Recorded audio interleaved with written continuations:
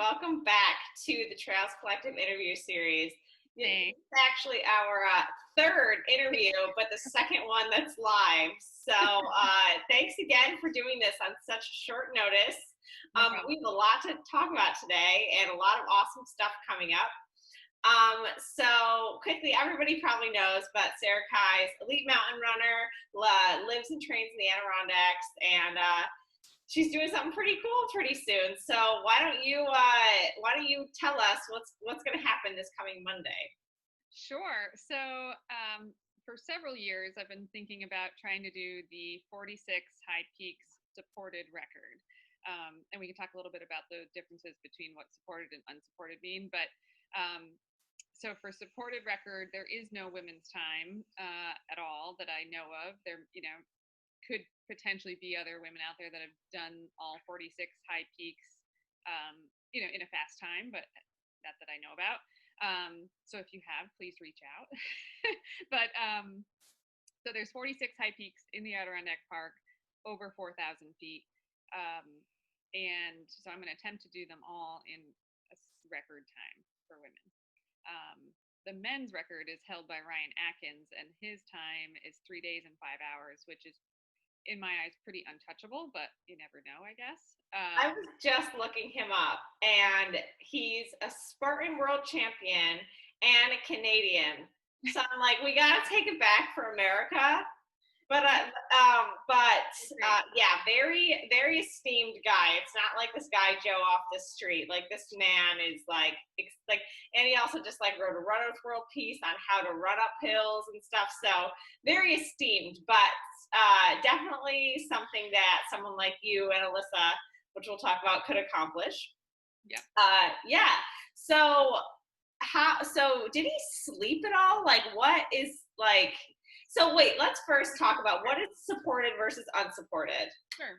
So actually, because the Adirondacks were recently in the news for an unsupported FKT that was just set a couple months ago. And so unsupported means that you through hike all the high peaks without any outside assistance. You would carry all your own food and gear if you're doing it unsupported.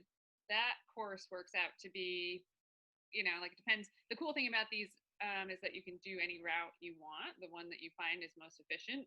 Really, there's only a few options really that are quite efficient in my opinion. But so for unsupported, that's like 250 miles and more gain, and you're through hiking on roads at times.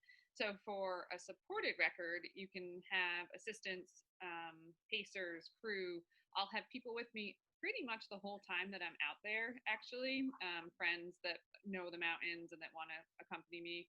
My boyfriend Jay will be my main crewman on the ground, kind of like making sure that I'm resupplied when I come through certain trailheads.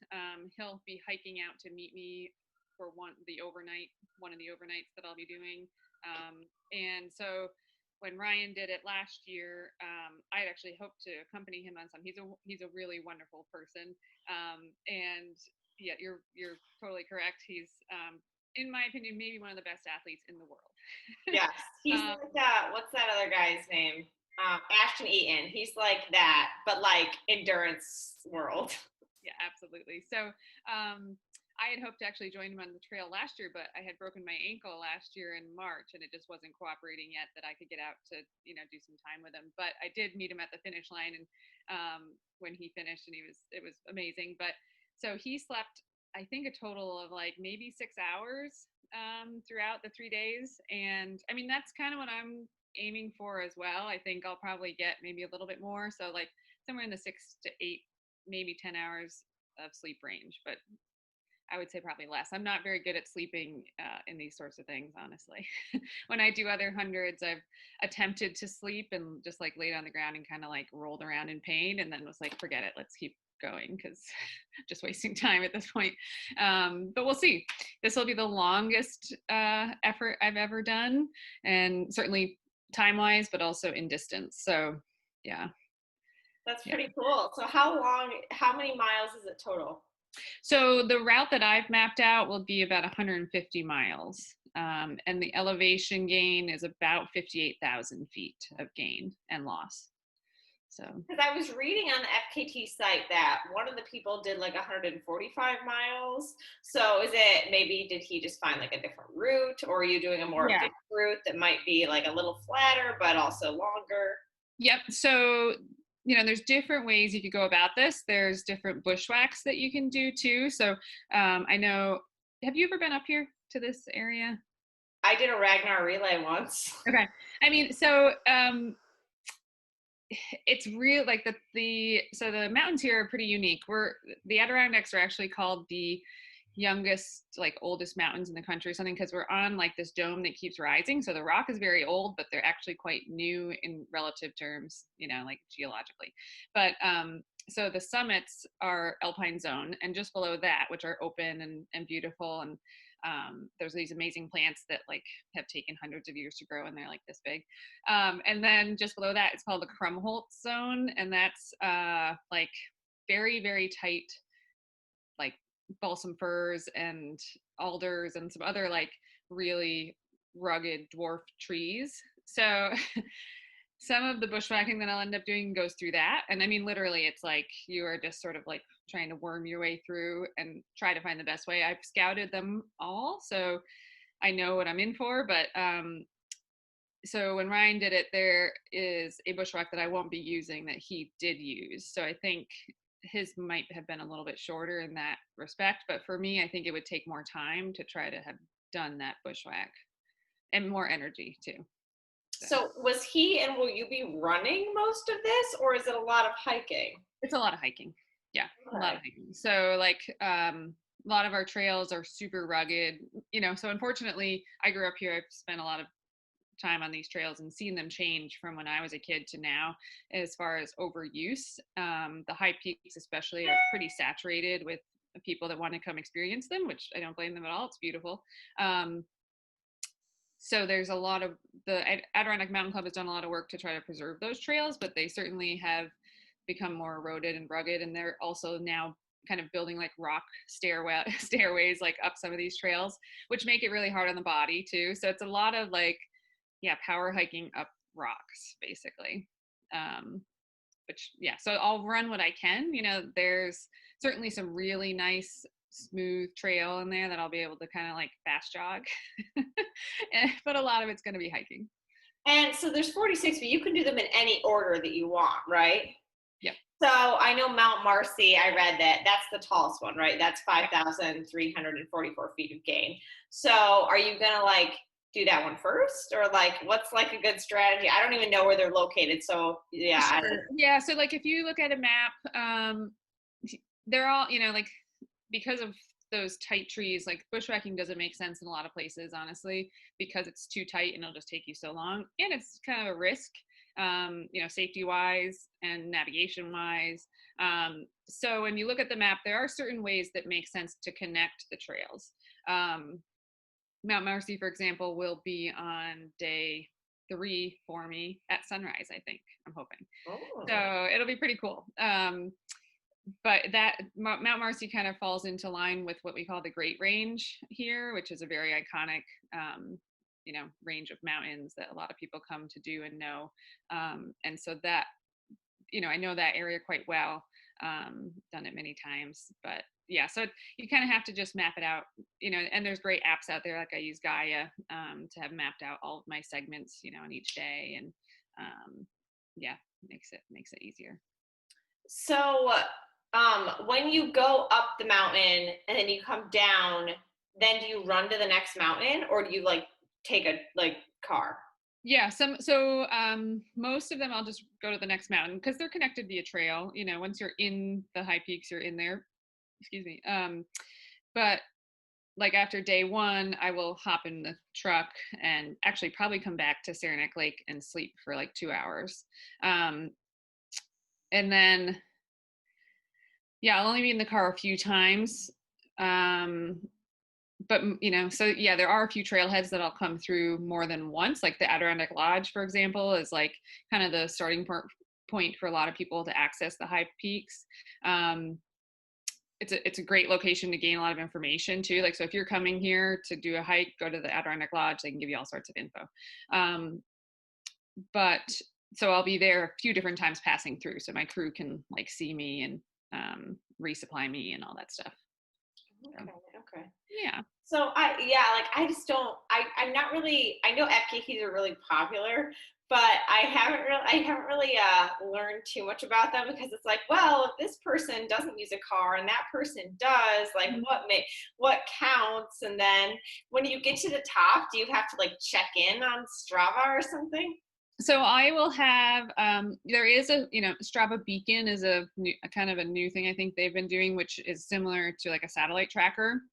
I won't be using that because that goes via my phone and I don't want to waste my battery for that. But I will have a InReach tracker, which is a satellite. I've shared the link in my Instagram bio, and that'll go live on Monday. Okay. But so you can follow me around, like follow me in live time. Um, and so on the summits, I'll probably end up taking like a selfie or something at each Okay. summit. Like back when fastest known times were first established, the correct process was to like announce your intention of what you were going to do, to have a witness like see you, and because before there were really GPS trackers, you would use like a timestamp photo to kind of prove where you were at certain times. Mhm. And so to kind of stick with tradition, I'll definitely take photos on the summits and try to save my battery and keep it in airplane mode and just do that. Because it's like Pixar didn't happen, Sarah. So Right, that's I right. mean, if it's not Strava, did it happen? So to add a layer of complexity to this already extremely tough thing, you were going to race someone. So Yeah. Alyssa Godesky, is that how you Yep. say her name?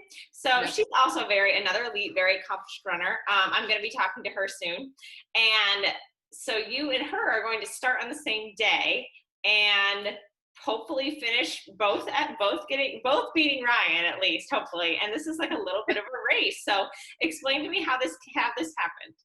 So I guess it was about a month ago. Alyssa reached out to me via Instagram. Um, I think had started to follow me prior to that and kind of like knew that I lived here and saw me running in the mountains and that I knew the area. So she reached out and asked if I wanted to go running with her basically while she was here scouting for the 46. And so I said, oh, well, interesting enough, I'm also going to be attempting the 46. So we agreed that it might be more fun if we both actually went, because, August is a really good time to attempt this because you still have quite a bit of daylight. You got like 12 hours of daylight, or actually a little bit longer. And hopefully the weather cooperates, less bugs, and so it's a good time to try it. Yeah. So we both knew we'd be going for it around the same time in August. And so I said, why don't we just do it, agree to start on the same day. We don't have to start at the same time. And that way people can track us, together. And I don't know what her route is. Like I said, I think there's only so many efficient ways to go about it. But I think it'd be amazing to see her out there too. It'd be really fun. So. Yeah, that's super cool. Yeah, I was gonna ask, like, have you guys been like sharing routes, or like, I mean, because there's something to say like have something on your competitor, but then also it's like this is kind of a longish thing. So I don't know, like I think that if you were like, actually this is the route I'm taking, like it wouldn't be like, because if she's having a bad day or you're having a bad day, like it doesn't matter what route you're taking. Right. Yeah, so we haven't really shared that sort of detail.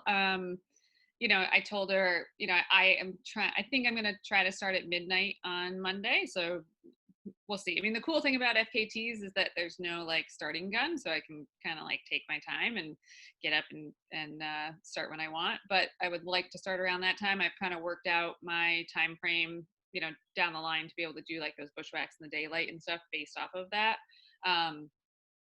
But yeah, so I'm, it's exciting to have other women that want to run in the high peaks because for a long time I didn't have anybody out here. Is anybody on your crew, are they allowed to help you bushwhack? Like, oh yeah, so I will have somebody with me hopefully for all the bushwhacks and mainly that's for safety too. Like it's nice to have somebody else to distract me and like chit chat and have people with me, but it's safer, obviously, to have somebody else with me that can, you know, if something were to happen, we can help each other get out that way. Mm-hmm. Yeah. So you live in the Adirondacks. So, and Chris O'Brien has been telling me, like, he sees you on Strava, like, you know, up in the mountains all the time. And you, like, alluded to something to him. So, like, I thought this was so cool. So I was talking to him last night. We were recording a podcast. I was like, I have the biggest news. And he's like, well, and she sort of alluded to that to me. And I was like, ugh. Like, I was just like, so you've been training a lot, obviously, in the Adirondacks. So, like, how long does a peak take you? Oh, it all depends. It all depends on which one it is and how steep. And, you know, like I guess, so like average pace, you know, is probably like going up something. It's like 30-minute miles. Like you're not, you know, you're power hiking, and sometimes it's faster. Like 20-minute mile is moving out there because the terrain is so difficult. And then there's like, yeah, other things to work around, like swamps and bogs and like, yeah, things like that. Sure. Yeah. I don't deal with nature on the roads. Yeah, true. And then luckily, you know, actually, so we're the second night out, I'll be camping near Lake Colden, where we recently had a nuisance bear that had to be, actually they captured it and had to kill it because it was so used to people camping out there that it was, you know, used to taking their food, and became actually kind of aggressive towards people camping there, which is unfortunate. So, you know, always bring a bear canister with you in the high peaks. But luckily I don't have to worry about him, I guess. But that would have put a whole nother, like, yeah, wrench in the system. Well, I just read something about a woman. Wait, I just read a story about a woman who was like, it just casually said, like, woman running was like murdered while she was running, but it was in this, like, yeah, canyon ravine. It made it sound like, did you ever read Born to Run? Yeah. Where we were talking about, like, when they're in the canyons, there's like the drug cartels and like you get picked. It sounded like that. And I mean, so yeah, thankfully, like, they're just weird stuff you want us to deal with, hopefully, out there, people included. Are there a lot, like, do you think you're going to foresee like a bunch of people out there when you're trying to do it? Because, or is that why you started on Monday? Because, you know, there could be a lot of people. And yeah, so that's one of the reasons we decided to start on a Monday, was so that there's less crowds out there. It's been, this year, especially because of COVID, it's been really busy in the high peaks. They're like, trailheads have been full by 6 a.m., you know, like most days. If it's a nice day, then you know, you better get there at like 5:30, which is pretty early. And so we decided we'd start on Monday so that we had more parking space too, like for our crew, if they needed to park to get in to come meet me. And yeah, just less people on the trails. But I mean, it's great to see more people out and about. I think a lot of people assume hiking is a safe, socially distant activity, but a lot of those trails are so narrow, it's really difficult to get enough space between you and other hiking parties. But I've actually seen most people are wearing masks or a buff out there too, which is great. So to train for this, when you were, like, say it's a Saturday and you're going to do something in the, like, how many peaks would you do per day, and like how long would it take you and stuff like that? Well, for example, like last weekend, or just this past weekend, we did the Dix Range, and that is 5 peaks, right? 5 peaks, and it took us like 7 hours. That was like 5,500 feet elevation gain. So it, you know, it was some running, some hiking, some just kind of like hanging out on summits. You know, it was pretty relaxed. But yeah, I would say like on average, you know, hitting like 3 to 5 peaks during a training run, and probably about 5,000 feet elevation gain or more. So this is like a 3-day event. Mm-hmm. Are you like mentally focused like a race the whole time?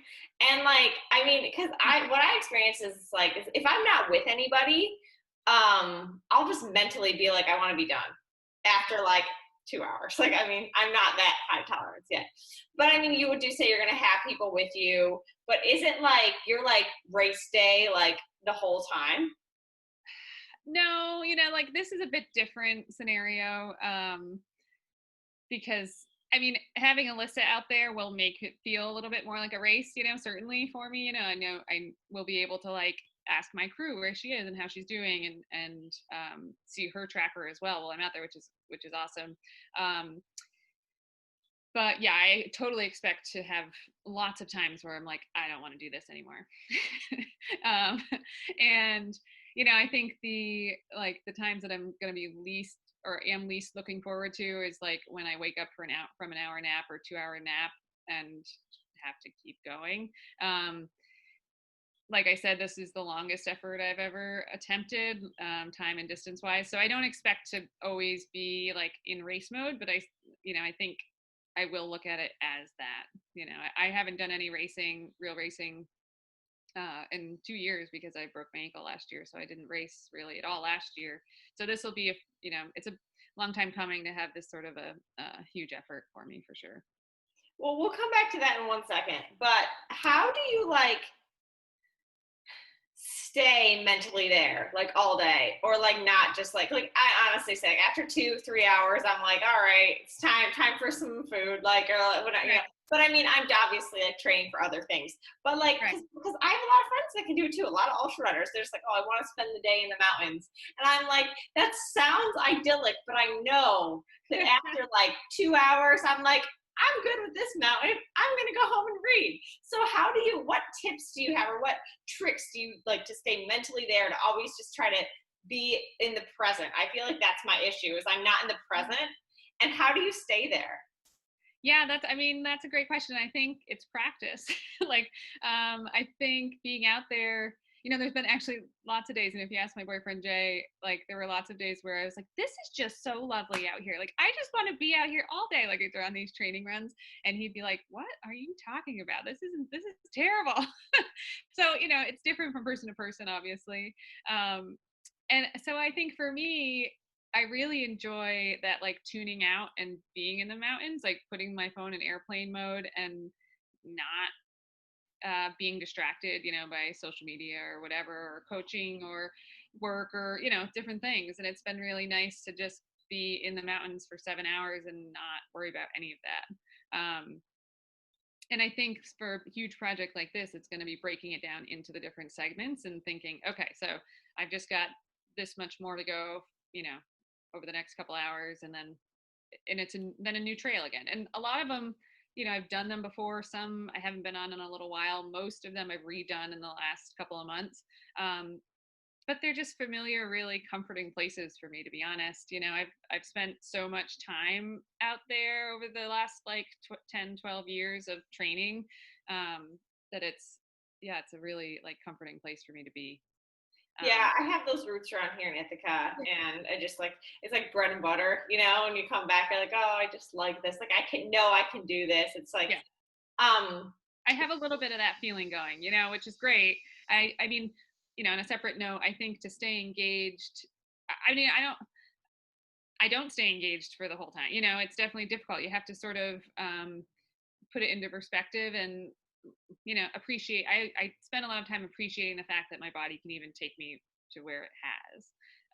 And I think for this effort, it's going to be reminding myself, I am so lucky to just be here and live here and do this all the time, So yeah. It's not going to be easy to, remember that when I'm, 12 hours, without sleep and eating lots of gels that I don't want to eat. And yeah. Do you deal with burnout? Have you ever had burnout? Yeah, for sure. Yeah, definitely. After Western? Oh yeah, definitely after Western States. And times where I felt like running wasn't serving me well anymore. And then it was, became kind of an unhealthy, not unhealthy because I was I was a little overtrained, but unhealthy in the fact that I just was obsessing about it too frequently and not enjoying the other parts of life that I should be enjoying. So. Yeah, no, I definitely hear you there. It's when it gets to be, I know when I just when it gets to be too much, and I just sometimes I'm really engaged, and when I'm in the moment and it's wonderful and I'm a complete nerd and I love it, and then other times when it feels like a chore just even thinking about it, I'm like, all right, maybe take a step back, or if I don't feel like a run is enough unless it's over 60 minutes or something, and then I'm like, I think I need to take a week off. And then, because I just did take a week off and I'm coming back, and now 30 to 45 minutes is what we're starting with, and that's perfect. It's given me that like endorphin rush, and I don't feel like I need to do anything more. And yeah, you got to go back to basics, I guess. Yeah, and I think that, with me going back to the mountains, that's, those are the basics for me. That's where it started for me. And yeah, just, being out there is comforting, and it's sort of calming, and it's exciting. It does definitely, like, I'll be honest, makes me feel like a badass to be able to like go out and run, and that's, confidence boosting, and it's done a lot for me, over the years, for sure. Mm-hmm. I think also like taking a week or so off or some time, it reminds you that like it's okay, like you're somebody else outside of just Sarah the runner, Ellie the runner, and it's okay, and you'll get back to it. But like once you actually commit and just like I just need to take some time and just like yeah, it's a cycle, definitely. Yeah. I mean, I'll say too, like I'm kind of looking forward to the time after this attempt when I probably won't run for several weeks. And then I can do house projects and do some reading and focus on other things, so that'll be. Do you feel like you're about ready to peak? Yeah, for sure. Yeah.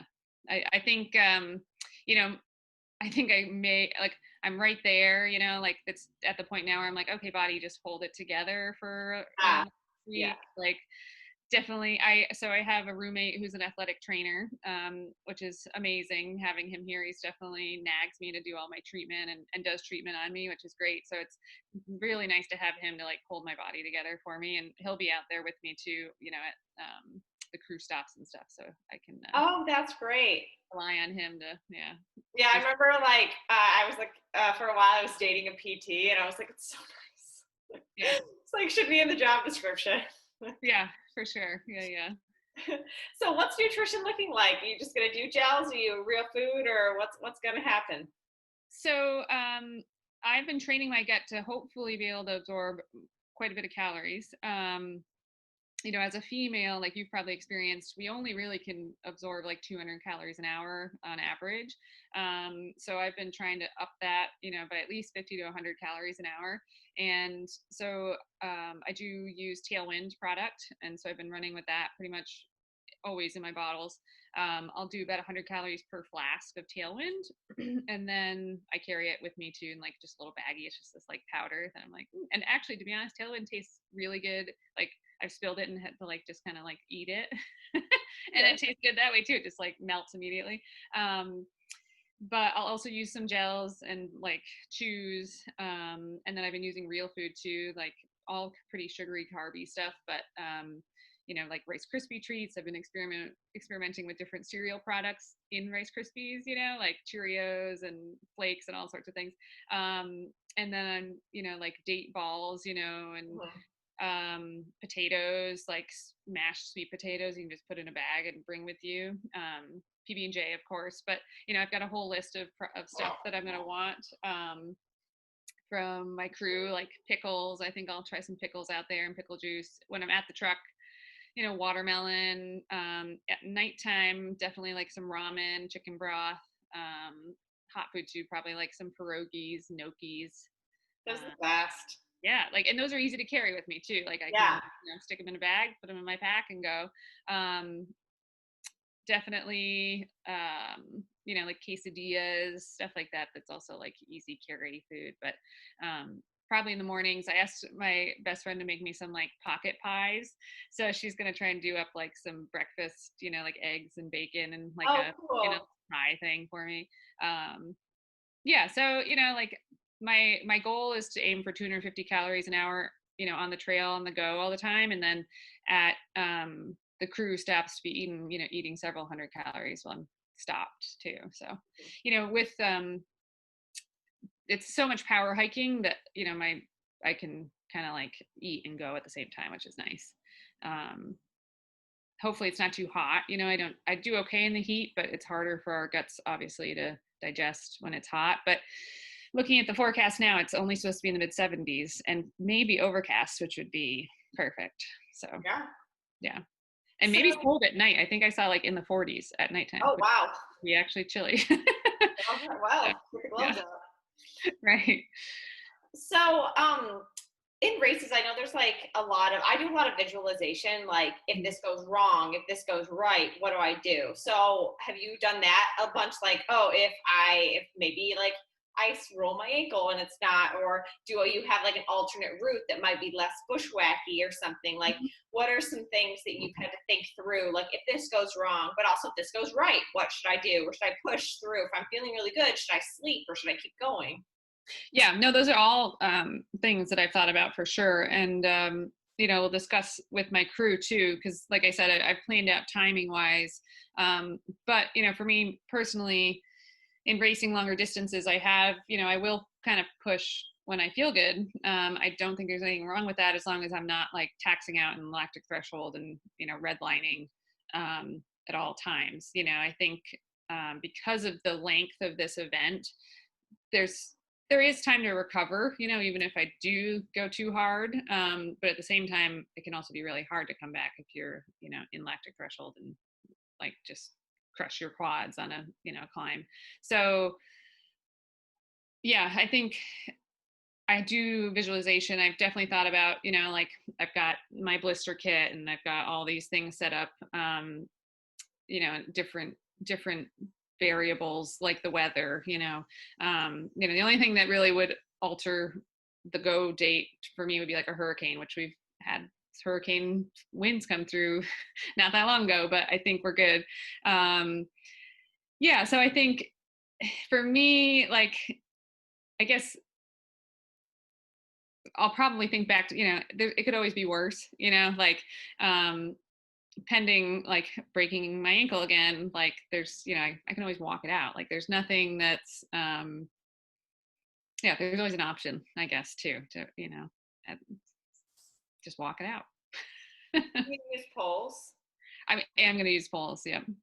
Okay. With all that climbing. On the FKT thing. What's that? That doesn't matter on the FKT thing, because I've read like only like one article about how like poles are like cheating, and it's just like, really? It's up to the person. I think I have some experience using poles. I think if you have never used poles, they might be a hindrance, because certainly like if you're tired and you're not using them right, you can get them caught in rocks. And but for me, I find that it's probably going to be a benefit like while climbing and descending to help with balance, but also like taking some of the stress off my ankle and that sort of thing. So, oh, sure. Yeah, definitely. Yeah.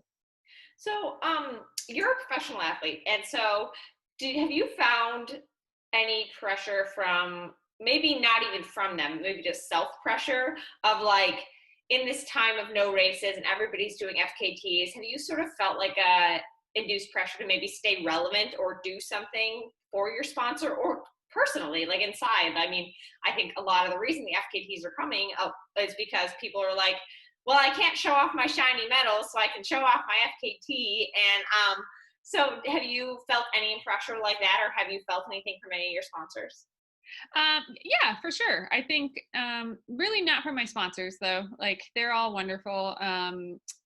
Today I'm actually doing a takeover for Jalbo, who's been really supportive of me for many, many years actually. And their North American office is based out of Vermont, so they're close by to me. But in La Sportiva, of course they want us out in the mountains being, passionate and excited about what we're doing.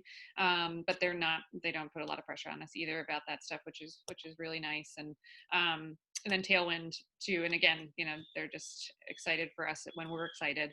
So, but yeah, personally, I have put a lot of pressure on myself in years past, like after breaking my ankle, at one point, I think shortly after that, I was kind of like, I'll never race again. It's fine. And then, then I was like, that's not true. But yeah, for sure. I've definitely put a lot of pressure on myself to stay relevant, stay, like to feel accomplished, and to set goals. But I think we're all kind of like that as runners, that we want to have goals. I guess for me, like FKTs were always on my mind before this year.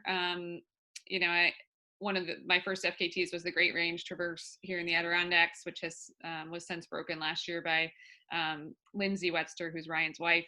Yeah. And which is great. It's really again, really fun to have competition on the home turf. But Yeah, so for me in FKT, this project, like I said, has been on my mind for several years. I just never had a really good time to go for it because I had other races that I was committed to, and I very well suspect this will take me out for the rest of the year as far as like recovery time and do I want to run again, or and again, like there may not be any races this year really anyway, so that's fine with me. But I'm also fine with even if there were, I don't think I would care. It's this it's time for me to do this project. What is your contract with your sponsors like? So for me, like La Sportiva, unfortunately with the COVID, like most of us are on a freeze, but it's mainly for product, and we have agreements to socially promote them, and vice versa. I'm working on a blog post for them for this week about the project, or about really bucket list projects, and kind of a how to. So yeah, it's for me personally, it's not really monetary. They do, Sportiva is great. They do project-based incentives. So if you have something that you are really excited about and driven and want to do, you can request some funding to help do that. They do probably provide some funding for other athletes, like Alex Honnold, for example, who is a Sportiva athlete. I don't know why. So, I mean, they're climbing, Sportiva is well known for its climbing team. And then, yeah, so most of what I get is product based, and then also promotion based, which is great, but it's also one of the reasons why I work 3 jobs. So, yeah, because I mean, it's just thinking like, it's really awesome that you're taking on this project. And, even if I were like, thinking about just planning anything, it's like I have a full-time job, like more than full-time, and it's like so it's weighing the like all the things that like, do I want to think about planning an adventure right now when I'm just trying to like keep people safe at my job? Like, so, but that's because you do work as like a nurse, and it's pretty neat that companies can also like, incentivize you, or maybe even pay for travel, pay for things like that, which is really, it's not about money, it's about the experience. But, money helps you stay afloat when you can't be having the experiences. Right. And so, yeah, I think, and those, I should say like Jobo in the past has, gotten me race entries and provided some funding as well. La Sportiva, same, in the past I've applied for funding. Yeah, and it definitely helps, definitely helped fund some of my cross country trips and stuff like that, and allowed me to take time off so that I could do that. Yeah, I mean, I would say that, and somebody asked me this the other day when they saw me training, and they're like, "You look like a professional." And I was like, "Well, I guess I kind of am." And they were like, "Oh, well, tell me more about that." And so I was saying, like, in trail running, there's not a lot of money to be had, but you can certainly make a lifestyle out of it. However, you're going to be busy, And Yeah. so, for me, coaching has provided some of that funding, and it's exciting, and it's really great to be part of the community in that way. Also, working as a nurse, I'm per diem, so it's really flexible for me. I can, pick up shifts when they need it and I need it. And then I work at a specialty running store too, and they're really wonderful small store that, she's flexible. She knows if I'm doing something, and she's totally fine with me taking time off. And, I can commit at least a day to them, which is useful for them so they can take time off. But yeah, so you kind of have to like create this niche role for yourself so that you can, do the things that you like to do. But yeah, it seems like a lot of your 2 other jobs are mostly running focused. I kind of like having the job to like, it's completely not running focused. I mean, one of them working for Ian for the Trails Collective, that's running focused, but it's doing stuff like this, so it's fine. It's like talking to cool people. So, but like my other job, it's completely not running, which is kind of nice also when I'm taking a break, because it's like I have something else in my life. Yeah, oh, absolutely. I think, and that's why I love nursing, because it is so different. It's we work 12-hour shifts, so it's kind of like one of those things. I go there and I'm just there for the day. It's kind of like running an ultra sometimes. Like I just focus on the nursing and my patients and don't worry about anything else. And it's kind of enjoyable that way, you can kind of Well, separate things. the one thing that before we'll end on your back at the FKT, but it's become more apparent that I like what you're also doing with ITRA, which everybody can listen to the old episode, to the last episode, Sarah, to figure out about that. But just even now, more with like everything happening with Tommy Rivs and how we've had to we've come together to raise money for him because he can't pay for medical bills, because being a sponsored athlete, there's no insurance. So it's an underlying system that I think maybe now also like what you guys are doing, like you're figuring out a way to make this more similar to like an MBA or something like that. So like our elites are protected or something, so we don't have to crowdsource because somebody's dying of cancer, So it's just very interesting to hear how different companies are doing things. Yeah, well, so just some tidbits like what I use. So I have, through the running store, I have an AFLAC insurance policy that's just for emergencies, so for accidents. So actually when I broke my ankle, I just added that on recently, like the month before actually. And so that helped pay for most of my medical bills when I broke my ankle. So at your job, you should inquire about AFLAC accident insurance. Oh, should be a salesman. Because I don't have fingertips because of my job. So yeah, no, and it's very inexpensive. I think I pay like $6 a week or something for it. Oh, okay, cool. Yeah. And then there's other options, I personally have, so I'm self-employed as a coach. So I do have life insurance and disability through like a separate policy that I've, applied for. And the disability would, if I were to be injured, the disability would, cover my income from that at the time. But yeah, so it is tough. It's not you really have to put your thinking cap on and how does life work? But to be honest, I don't think I'd change anything, No, you made it work. 9 to 5. So it's just like if people really say and do want this ultra running lifestyle, it's a puzzle. You just got to solve it. Yeah, it's true.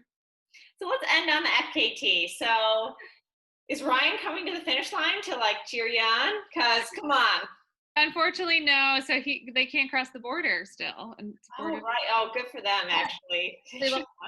Yeah, a little plug for Ryan. He is currently on some 750-kilometer bike packing trip up in Canada on the most remote road from any town in the world or something. And they're raising money. I'm not a very good plug for him right now, but they're raising money for something, but they started, I think, 2 days ago.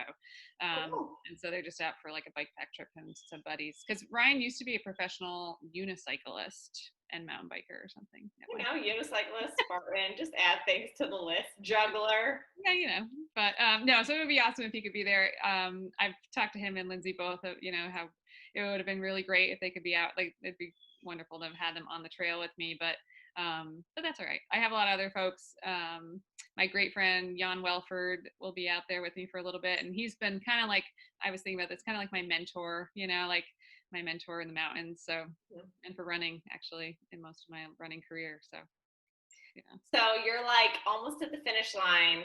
Would you, even if you're just barely slogging, you see Alyssa, are you going to sprint? Or are you just going to I don't know, what's going to happen? Oh, I don't know. I mean, it'll be really interesting to see how close our routes are in, style. Yeah, I haven't inquired too much. I know she's also reached out to my friend Jan, so I think he knows her route, but I haven't really pried too much to find out. But yeah, I think if I see her, it'd be fun to spend some time with her as well on the trail. But I am a little competitive, so you can feed her to the bear when you meet him. Right. Yeah, exactly. She's got better snacks. Yeah. Well, to close this interview, we're going to play a game called Ideal Aid Station. I didn't play it with you the last time. If I remember to do it, then I do it. And we sort of talked about it a little bit, but we'll just go through this perfect Sarah Kai's aid station. Okay. So take note. Your boyfriend's name is Jay, right? Yeah. Yep. Note. Okay. So favorite sweet snack? Right now it's been Sour Patch Kids for sure, which is like sweet and sour. I recently discovered I've been putting just like Himalayan pink salt in my bag of Sour Patch Kids. It's great. It's perfect. I like have you ever just had the watermelon bag? Yeah, yeah. That's the best one. That's all I want. Also, this is two things, I guess, but Swedish fish too. They're really good People ones. love that. I don't know. I mean, it's not bad. I just don't pick it up. Yeah. Favorite salty snack? So I've been testing out different flavors of Lay's and different potato chips lately in preparation. Yeah, science. So I think I'm gonna go with dill pickle flavored non-ridged potato chips. Yeah, that's nice. Yeah. Favorite hot food? I think it's gonna be ramen, but we'll see. We'll see. Yeah. Favorite sports beverage? So you said Tailwind. Is that? Yeah, Tailwind. Jay would laugh because I've also requested non-flavored seltzer plus some sort of like Fanta or something, and maybe like some Red Bull or something like that too. Well, the next question was non-sports drinks. So it'd be seltzer. Yeah, I think that sounds kind of pretty good. Like just some non-flavored seltzer that's bubbly, but just something. Yeah, I think that'll be better. I also was like, how about some sliced lemon and lime? But little like umbrella. Yeah, I don't know if that'll happen, but we'll see. Favorite piece of gear that you want waiting for you at the truck?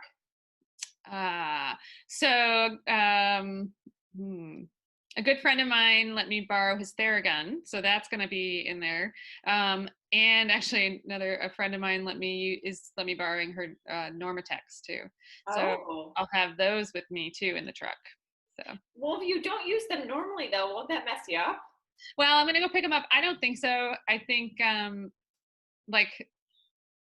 according to my live-in athletic trainer, it's like a no-brainer. You just do it. And you only need to do it for like 15 minutes. He said, is like, and you'll get the benefit. So I think I'm looking forward to it. Yeah.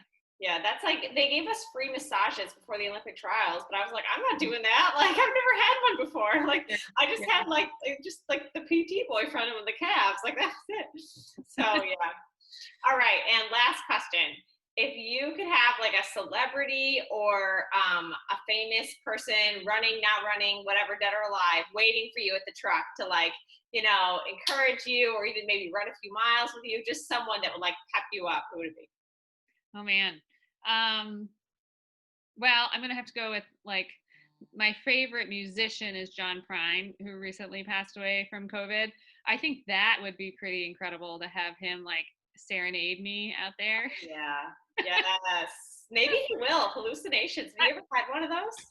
No, actually, I don't hallucinate. Well, I mean, like certainly in the dark, there's things that I've been like, oh, that's just the bushes. I know it's a bush, but it like kind of nothing that, nothing that great. But yeah. You never know. It's a long time. So maybe I'll come to me on top of Mount Marcy. Talking to you. Yeah. Well, thank you so much for doing this on such short notice, everybody. We legitimately decided to do this last night at like 7 p.m. So, great. But good luck. Thank you. I can't wait to follow along. This is really exciting, and you're going to have so much fun. Thanks. No, I'm psyched. I'm just pumped to, be out there for this amount of time and like, just be in it. I'm really. And follow her tracker on Instagram, Sarah Kai's Runs. That's right. So it'll go live Monday night at midnight. The link is there now though, so you can bookmark it. Alarm. But the cool thing is, and Alyssa's is similar. We both have Garmin InReaches, so I think hers is very similar. So you'll be able to like follow us and see where we are and what kind of distance we've done and that sort of stuff. But I think I'm psyched for you guys to be able to follow along because I think it's yeah. Well, it was nice to talk to you, Sarah, and have a great restful like your days until your FKT and have fun. I actually really love tapering. I really like it. Yeah, it's great. I don't know if people don't like it. Take naps. It's good. Yeah. All right. Well, it was good talking to you, Sarah. You too. Have a good day. Bye. Bye.